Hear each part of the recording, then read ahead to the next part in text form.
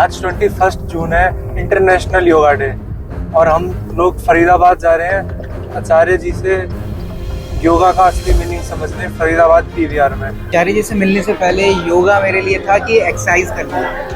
अब उनको सुनने के बाद योग का मतलब मुझे लगता है हम बस जान लें तो जानना ही, सही कर्म करना ही योग है मेरे।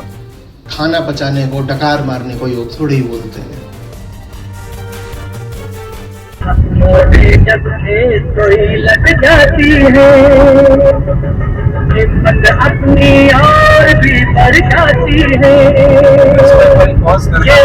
आज 21 जून है, इंटरनेशनल योगा डे, और हम लोग फरीदाबाद जा रहे हैं आचार्य जी से योगा का असली मीनिंग समझने फरीदाबाद पीवीआर में। लाइव टेलीकास्ट है आचार्य जी के सेशन का, और हमारी टीम को वहाँ बुक स्टॉल भी लगाना है। तो हम योगा का असली अर्थ समझेंगे। भगवत गीता के प्रकाश में जा रहे हैं, साथ में ये अभिषेक भैया है, वो अजीत भैया।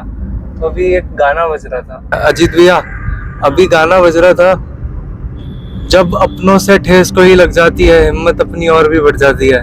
आपके साथ ऐसा कभी हुआ है? हुआ है ना, मस्त हुआ है। मतलब इंस्टेंट हिम्मत नहीं बढ़ती है, पर जब ठेस लगती है चोट लगती है, पर उस चोट से जो एनर्जी आती है, तो हमारे पास दो ऑप्शंस होते हैं कि इधर हम उस एनर्जी को बर्बाद कर दें या फिर हम उसको कंस्ट्रक्टिव वे में यूज कर लें। पर जब से हम आचार्य जी के साथ जुड़े हैं और गीता सीख रहे हैं उनसे, तब से हमने जाना है कि ये चोट वोट तो लगते रहेंगे, लेकिन उसके बाद सच में उसमें एक जो एनर्जी मिलती है, हम उसको कैसे पॉजिटिव और राइट डायरेक्शन में इस्तेमाल कर लेंगे। तो हमने जब हमारे साथ हुआ तो हमने उसकी वो जो ऊर्जा थी उसको राइट डायरेक्शन में इस्तेमाल किया, और स्टॉल्स वगैरह पे आने की जो फ्रीक्वेंसी थी और बात करने की फ्रीक्वेंसी थी, एक्टिविटी करने की जो फ्रीक्वेंसी थी, हमने उस फ्रीक्वेंसी को, उस आवृत्ति को और बढ़ा दिया, और उससे बहुत फायदा मिला। तो ये बात सच है कि जब अपनों से चोट लग जाती है तो अपनी हिम्मत और बढ़ जाती है। तो अपनी हिम्मत बढ़ गई थी। हाय अभिषेक भैया, हेलो, आपके साथ भी ऐसा हुआ है क्या? अपनों से चोट लगने वाली बात, अपनों से चोट लगने वाली बात और हिम्मत बढ़ने वाली बात। हिम्मत बढ़ने वाली बात, हाँ हिम्मत तो बढ़ता ही है। पता है कब बढ़ता है हिम्मत? हिम्मत तब बढ़ता है जब ऐसा लगने लगता है ना, अब तुम हार चुके हो, अब तुम टूटने लगे हो अंदर से, ठीक है? तो उस टाइम पे कुछ ऐसा कौनता है दिमाग में, लगता है हाँ यार अभी तो बाकी है। मतलब कि जब तुम मैक्सिमम तरह से टॉर्चर हो चुके हो बहुत तरीकों से, मेंटली या फिर किसी बातों में या फिर कुछ और, तब जाकर तुम्हें उस टाइम तो लगता है यार अब तो सब कुछ खत्म हो गया, फिर बहुत कुछ बर्बाद हो गया। लेकिन वही होता है कि कुछ देर बाद तुम्हें उससे ज्यादा हिम्मत मिलती है। तुम फिर ये सोचते हो कि भाई मेरे लाइफ में एक ऐसा भी सिचुएशन आया था जिसको मैं झेल गया था। तो वहां से तुम्हें हिम्मत मिलता है और ज्यादा नुकसान वाले कदम उठाने का, मतलब और ज्यादा एक तरीके से डेंजरस कदम उठाने का, जिससे तुम आगे की तरफ बढ़ सको। तुम जैसे अब सीखने हुआ है ना कि मतलब एक ऐसे टाइम पे आता लगता है सब कुछ बिखर गया, टूट गया। तो इस बात पे आचार्य जी ने बोला है कि कुछ भी बिखर जाए, कुछ भी टूट जाए, पर एक चीज होना चाहिए जिंदगी में जो नहीं बिखरना चाहिए, जो नहीं टूटना चाहिए। अगर उसको बचा ले गए, उसको ढूंढ लिया, उसको खोज लिया, तो तुम सारे चीज को अब जाके खुद तोड़वाओ। इतनी हिम्मत आ जाएगी तुम में कि तुम खुद भिड़ जाओगे, बोले कि जो ले जाना है ले जाओ, क्योंकि मेरे पास अब वो है जिसको अब कोई ले ही नहीं जा सकता। तो शायद पता नहीं, बट ऐसा लगता है कि कुछ है जो अब मतलब हमेशा है, उसको कोई ले जा नहीं सकता। और वो आचार्य जी की टीचिंग्स हैं, और वो बहुत अपना है, और वो एकदम अपना सा लगता है। बोलता है कि ये कौन ले जाएगा, कुछ भी चला जाएगा पर ये नहीं जाएगा ना। वो बातें तो हमेशा साथ रहेंगी। तो अब तो मतलब लगता है कि ठीक है, तो तोड़ दे, कुछ तो है अपने पास जो कोई नहीं तोड़ सकता। हाँ जी देव भाई, आप कैसे हो? हाय अभिषेक भैया। हेलो, ठीक हो आप? हाँ मैं अच्छा हूँ। तो अभी इतना सुबह सुबह कहाँ जाने की तैयारी है? तैयारी फरीदाबाद जाने की। फरीदाबाद जाने की। मैं आपको देखा अभी आप कुछ अपने इसमें कुछ कर रहे थे, क्या आप इसमें क्या कर रहे थे? ये वीडियो नेक्स्ट वीडियो एडिट हो रहा है। अच्छा, सप्ताह नेक्स्ट कबीर। वीडियो एडिट कर रहे थे। अच्छा ये बहुत ही स्पेशल वीडियो। अच्छा अच्छा कबीर साहब की जयंती थी। अच्छा। तो कबीर साहब के जयंती के दिन आप लोगों ने फोटो वीडियो शूट किया था? उसके दिन नहीं किया था, पूरा हाँ। हफ्ता हमने कबीर साहब की जयंती बनाई थी। अच्छा, इसीलिए अच्छा। इसको सप्ताह कबीर। क्या बात है। तो ठीक है, तो आपने सप्ताह कबीर से क्या सीखा? कुछ आप 3-4 शब्दों में बताना चाहें कि आपने क्या कबीर सीखा? में सब लोग भजन गा रहे थे, तो मैंने ये सीखा कि मुझे गाना नहीं आता बिल्कुल भी, तो मुझे गाने की और ज्यादा जरूरत है, गाना सीखने की और ज्यादा अच्छा, जरूरत है। पहला बात ये। दूसरा बात बताओ। दूसरा बात सोच मेरा फोन है, इसमें मैं बहुत ही मतलब ये मेरा फोन है, इसके अंदर कोई भी गाना चला लो चल जाएगा। फिर कैसे मैं वो बात कैसे रखूँ, मैं जो रखना चाह रहा हूँ। मतलब फोन है आपके पास, अगर जो आपके पास एंड्रॉयड फोन है, इसमें इंटरनेट भी तो आता होगा ना? जब इंटरनेट आता है तो सब कुछ चल सकता है। फिर आप ऐसा क्यों बोल रहे हो कि इसमें भजन नहीं चल सकता है, बाकी गाने चल सकते हैं? नहीं ये नहीं कह रहा है, फिर हाँ, फिर मैं कह रहा हूँ कि कुछ भी चल सकता है इसमें। हाँ, कुछ भी बिल्कुल चलेगा। पर मैं वो बात अपनी नहीं रख पा रहा हूँ जो मैं रखना चाहता हूँ। तुम कल ही जैसे बात कर रहे हो, भरे भरे से हुए। कल भी तो बोल रहे थे कुछ तो भरा भरा सा हो अंदर, क्या भरा है मेरे को पता नहीं। बताओ यार, क्या ऐसी कौन सी बात है जो आप रख नहीं पा रहे हो? सप्ताह कबीर से कुछ नहीं सीखा यार। कुछ नहीं। अरे कोई बात नहीं, मतलब कि अच्छा चलिए, कोई आगे मूव ऑन करते हैं इस पे। तारीफ तो ऑनेस्ट बोल दो मुझे कम से कम।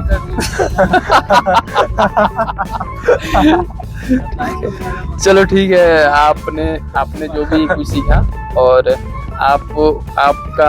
आपका ऑनेस्ट रिप्लाई रहा, ये काफ़ी अच्छी बात है। और ठीक है, फिर तो आज हमें दोबारा स्टॉल लगाना है बुक का, PVR सिनेमा हॉल के बाहर। तो आप 5 लोगों से जैसे मिलेंगे, आज काफ़ी सारे लोग सिनेमा हॉल में आए होंगे आचार्य प्रशांत जी को सुनने के लिए, तो आप उनसे जैसे बुक स्टॉल पर मिलेंगे, उन लोगों ने आपसे बोला कि भाई हमें किताब पढ़ने की जरूरत क्या है, जब यूट्यूब पर वीडियोस अवेलेबल हैं, क्यों हम किताबें पढ़ें? तो आपका क्या रिप्लाई रहेगा उनको समझाने के लिए कि भाई आपको क्यों पढ़ना है किताब? जैसे इसमें वीडियो चल रहा है कोई, हाँ, जो हमारा अटेंशन पीरियड है ना वो बहुत कम है, हम बहुत जल्दी डिस्ट्रैक्ट हो जाते हैं। तो वीडियो हमने प्ले कर दी, वीडियो आगे निकल जाती है, हम डिस्ट्रैक्ट हो जाते हैं, और वीडियो आगे चली जाती है, वीडियो 10 मिनट पे पहुंच गई 0 से स्टार्ट होके। तो हमें लगता है कि भाई हमने 10 मिनट आचार्य जी को सुन ली है, लेकिन इन रियलिटी हम अपनी ही दुनिया में डिस्ट्रैक्टेड थे। अच्छा, तो वीडियो आगे निकल जाती है, हम अपने डिस्ट्रैक्शन में खो जाते हैं। लेकिन किताब का क्या है, किताब वर्ड बाय वर्ड आपको अपने साथ आगे लेकर के बढ़ती है, तो इसलिए किताब पढ़ना ज्यादा प्रेफरेबल है वीडियो के मुकाबले। अच्छा, क्या बात है। आपने बहुत कुछ अच्छा बोला, और जो आपका ये बात थी किताब और YouTube वीडियो को लेकर के, मेरे को काफ़ी सही लगा आपका जो जवाब रहा। तो आज फिर शाम में क्या करने का प्लान है आपका, वहाँ से फ्री होने के बाद? ये है हमें पार्टी देने वाले। आज फिर पार्टी होगा ना 5 स्टार होटल में? पार्टी हमारी तो 24/7 की होती है ना भाई। देखो कल 24/7। फिर आप सोते कितने बजे हो? हम सोते वक्त भी मतलब उसी मूड में रहते हैं। देखो हमें PVR जाना है, फरीदाबाद जाना था, मतलब अभी जा रहे हैं, हम लोग कैब में हैं। हाँ, हम बातें कर रहे हैं, और बातें किसकी कर रहे हैं? हम अपने स्टॉल्स की कर रहे हैं, अपने आचार्य जी कर रहे हैं, कबीर साहब भी कर रहे हैं। आ गए, वाह। फाइनली हम पहुंच गए PVR और फरीदाबाद। सफर तो पता ही नहीं चला, कबीर साहब, आचार्य जी और स्टॉल से रिलेटेड बातें करते हुए हम कब आगे पता ही नहीं कब आगे पता ही नहीं चला। 8 यूं ही बात करते करते हम अपने मंजिल पे पहुंच गए। Mall of Faridabad. यहाँ पर पीवीआर, ये द मॉल ऑफ फरीदाबाद है और यहाँ पर आज ये बुक स्टॉल लगाया हुआ है। आज आचार्य जी का सेशन यहाँ होने वाला है और पूरे इंडिया में ही जो पीवीआर है वहाँ पर अब नए तरीके से, जैसे आज तक हम ये होता था कि पीवीआर सिर्फ मूवीज देखने आते हैं, पर अब हम पीवीआर जो है उनमें ज्ञान और बोध का भी हम यहाँ पर एक सेशंस होंगे। तो ये एक नए तरह का, एक बहुत ही नया, एक नई चीज है। इससे पहले इस तरह की चीज देखने को नहीं मिली है। तो अब से जो हमारे लिए जो ये थिएटर है वो सिर्फ एक मनोरंजन या एंटरटेनमेंट का सिर्फ एक साधन नहीं रहेंगे, बल्कि सीख के लिए और बोध के भी हमारे पास ये एक जगहें बन जाएंगी और एक नई पहल है ये। और ये यहाँ पर एक बुक स्टॉल हमारा है, ये भी एक तरह की नई एक चीज और नई पहल आगे से होगी। धन्यवाद।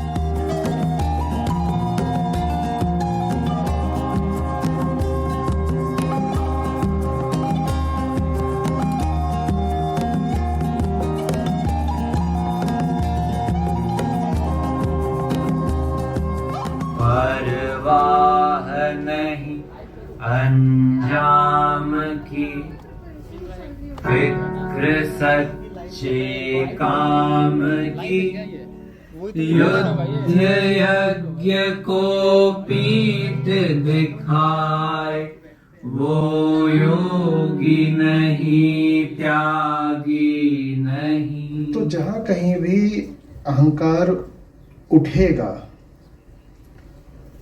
वो पाएगा कि उसको अपनी वर्तमान स्थिति जहाँ वो फंसा हुआ था उसके प्रति विद्रोह करना ही पड़ रहा है। उठने का और कोई तरीका नहीं है। उठने का मतलब ही यही है कि आप जहाँ हो वो फिलहाल कोई बहुत ऊंची जगह नहीं है, नहीं तो उठने की जरूरत क्यों पड़ती। और ये जो उठना है यही योग है।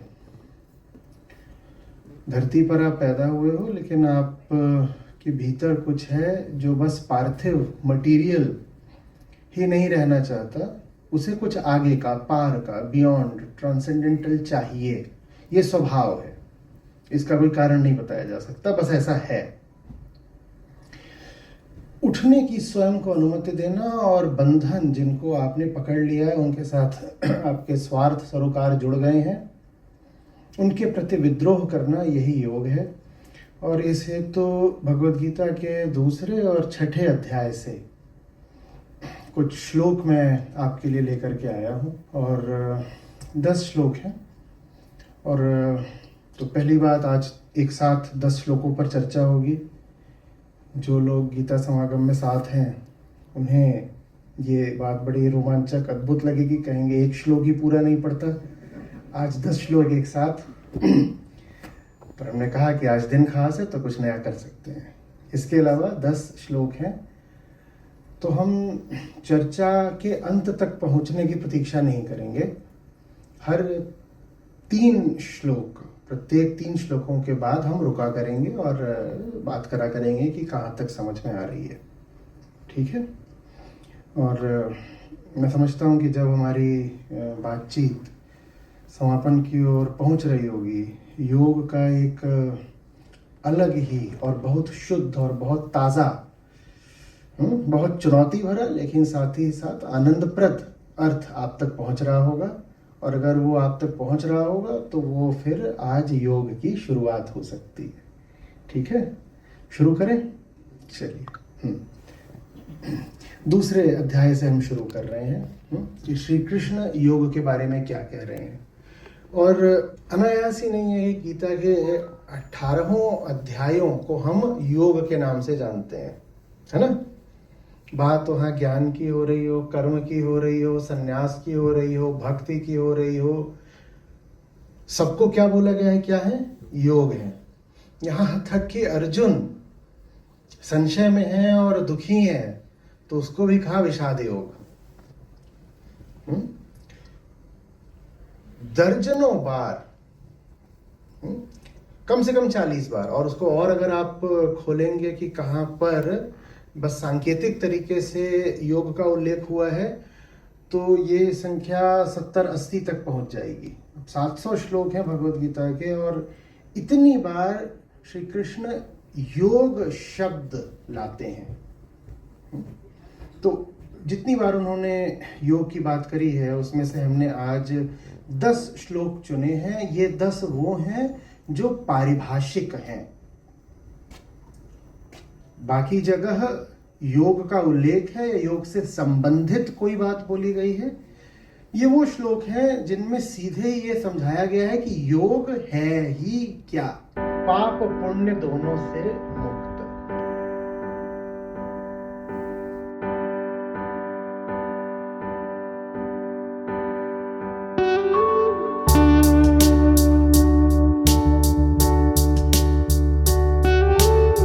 Okay, my name is Khushbu and I have joined Gita sessions already and watching Acharya Prashant from last 6 to 7 months.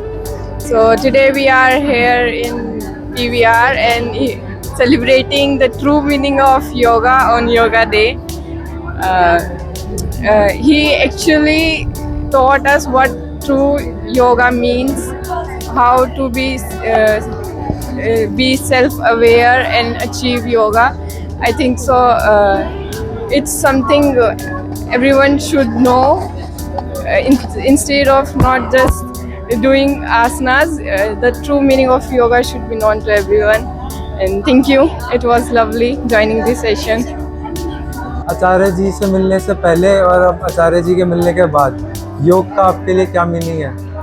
आचार्य जी से मिलने से पहले योग का मेरे लिए वही मतलब था जो नॉर्मल लोक धर्म या फिर समाज में फैला हुआ है कि certain type of body actions की, शरीर को ऐसे कर लिया, पैरों को पीछे बिठा दिया, हाथ आगे घुटने टच कर लिए, जो टिपिकल पोस्चर्स होते थे, बॉडी पोस्चर्स, उन्हीं को मैं योग समझता था कि बस फिजिकल फिटनेस के लिए थोड़ा या फिर मेडिटेशन वगैरह की थोड़ी देर किसी तरह बस मन शांत हो जाए, सांसों पे ध्यान लगाना, उसको मैं योग समझता था। लेकिन आचार्य जी से जुड़ने के बाद मुझे पता चला कि जो कुछ भी तुम कर रहे हो, जो तुम हो, उसको और गहराई से जानना समझना ही योग है, ज्ञान ही योग है। बिना ज्ञान के कोई योग नहीं है। जब तक तुम जो कुछ भी कर रहे हो, चाहे खुद से रिलेटेड चाहे दुनिया से रिलेटेड, जब तक तुम उसको समझ नहीं रहे तुम योग नहीं कर रहे हो। उसके अलावा कुछ योग नहीं। खुद को जानना समझना ही योग है, अर्थात कह सकते हैं कि बोध ही योग है। ये मुझे आचार्य जी से सीखने को मिला। आज हम आचार्य प्रशांत जी के लाइव मूवी देखी PVR में, बहुत अच्छा लगा। वैसे मैं यूट्यूब पे इनको सुनती आती हूँ, काफ़ी सालों से सुन रही हूँ। बहुत अच्छा लगता है, मोटिवेशन मिलती है और बहुत ही अच्छा मिला। मतलब हमें ये रास्ता दिखाते हैं, मतलब योग हम करते हैं, योग हम हर रोज़ करते हैं, 6 साल से हम योगा भी करते हैं, पर असली योग क्या है वो ये बताते हैं भगवत गीता के माध्यम से। हाय पूनम जी। हेलो। मेरा एक प्रश्न है आपसे। पूछिए। आचार्य जी से पहले योगा का आपके लिए क्या मीनिंग था और अब आचार्य जी के बाद योगा का आपके लिए क्या मीनिंग है? योगा का जो मैंने पहले सुना था वो बाप की थोड़ी सुना था। नहीं, योगा फिजिकल वर्कआउट, आसन, प्राणायाम, ब्रीथिंग को कैसे कंट्रोल करना है, इतना ही जानती थी। फिर आचार्य प्रशांत जी से जब जुड़ी गीता सेशंस पे, तो उसमें जैसे श्लोक में बताया कि योग का मतलब क्या होता है, अहम का आत्मा से मिलन, और जैसे अभी आज सेशन में भी बताया, तो अब पूरी तरीके से बदल गया इसका मीनिंग। आचार्य प्रशांत जी का भाषण सुनने आज मैं फर्स्ट टाइम आई। मुझे यहाँ के बहुत ही अच्छा लगा कि अपने आप को दुखों से कैसे दूर किया जाता है। हम दुखों का कारण हम खुद ही हैं और उस दुख को कैसे दूर किया जा सकता है उस बारे में पता चला। और आगे भी मैं इस चैनल से जुड़ना, आचार्य जी से जुड़ना चाहूँगी और उनके वीडियोस वगैरह देखना चाहूँगी। Thank you very much. Abhishek भैया, आचार्य जी से मिलने से पहले, आचार्य जी से मिलने के बाद योगा का आपके लिए पहले क्या मीनिंग था और अब क्या है? देखिए, जब मैं शुरुआत में 2-3 साल पहले जब मैं आचार्य जी को बहुत कम सुनता था, तब मैं योगा का मतलब ये समझता था कि आपको एक आसन मार के बैठना है, पलास्ती मार के बैठना है, सांस ऊपर नीचे करना है और जो अलग अलग टाइप के व्यायाम होते हैं वो करने हैं। शीर्षासन हो गया, कमलासन हो गया, पद्मासन हो गया, पता ना कौन कौन से आसन होते हैं। ठीक है, तो मेरे लिए पहले योगा का मतलब वो था। लेकिन जब मैं आचार्य जी से जुड़ा, जब उनको मैं सुना, ठीक है, उसके बाद से मेरे को योगा का जो मीनिंग पता चला वो ये है कि जब अहंकार जो होता है, जब आत्मा में स्थापित होता है, उसको योगा कहते हैं। जो अहंकार यहाँ वहाँ भटक रहा है, यहाँ वहाँ मारे घूम रहा है, उसको वो भी चाहिए, उसको वो भी चाहिए, उसको वो भी चाहिए, जो बिल्कुल बटा सा है, जब वो एक तरीके से कंसंट्रेट हो जाता है एक जगह पर और वो आत्मा के में स्थापित होना चाहता है, वो योगा। श्वासों को एक खास तरीके से चलाना, अंदर बाहर करना, कुछ क्रियाओं का करना, इसको ही योग समझा जाता था। और ये विशेषकर जो मैं समझती थी कि स्वास्थ्य से रिलेटेड है, इसका अध्यात्म से कोई रिश्ता जो कि पतंजलि योग सूत्र में बताया गया है वो भी नहीं मुझे पता था उसका रिश्ता योग से। लेकिन अब जब गीता सत्रों में जुड़े तो योग का एक अलग ही मतलब समझ में आया कि आत्मस्थ होने को योग होना बोलते हैं। आज तक की जो सबसे सरल परिभाषा मैंने सुनी जो आचार्य जी ने आज बताई हमको सत्र में, कि अपने दुख के कारणों को हटाना ही योग। ये हमारा वुमेन रेवोल्यूशन। कैसा रहा आपका सेशन? मजा आया आपका? बढ़िया। क्या सीखने को मिला आपको? 350। ग्रेट। कैसे हैं आप? मैं बहुत ठीक हूँ और सेशन बहुत ही मज़ेदार रहा। और आज क्योंकि योग दिवस है तो योग का जो रियल मीनिंग है ना वो हमें जानने को मिला। योग मतलब सिर्फ ऐसे नहीं है कि बस हाथ पैर ऊपर करके घुमाना टेढ़ा मेढ़ा, ये योग नहीं है। असल में योग क्या है तो वो आज हमने आचार्य जी से सीखा और वो वाकई में एक नई चीज़ थी, अलग बात। पहले जो हमारा योगा का बिलीफ था कि हाथ पैर को ऊपर नीचे करके कोई फ्लेक्सिबल बस आसन करना है, तो वो योगा नहीं होता है। आचार्य जी ने आज भगवत गीता को कोट करके पर्टिकुलर श्लोक्स के साथ समझाया कि असली में योगा क्या होता है। हमारे यहाँ पे बुक स्टॉल भी लगा था जो कि अब रैप अप हो रहा है। और इनफैक्ट इसके साथ साथ एक और अच्छी ऑब्जर्वेशन ये है कि जो सिनेमा के बारे में हमारी जो कंसेप्शन है कि यहाँ पे तो फालतू चीज़ें लगती रहती है, वो भी कहीं ना कहीं आज, हाँ ये पीछे वाला तो है ही तो वो भी बहुत शैटर हुई है क्योंकि आज बौद्ध सत्र हुआ है PVR में। तो ये भी पता चल सकता है कि भाई इन सब का यूज़ भी अच्छी तरीके से सकता है जब आपको पता हो कि आपके लिए अच्छा असली इसमें क्या है।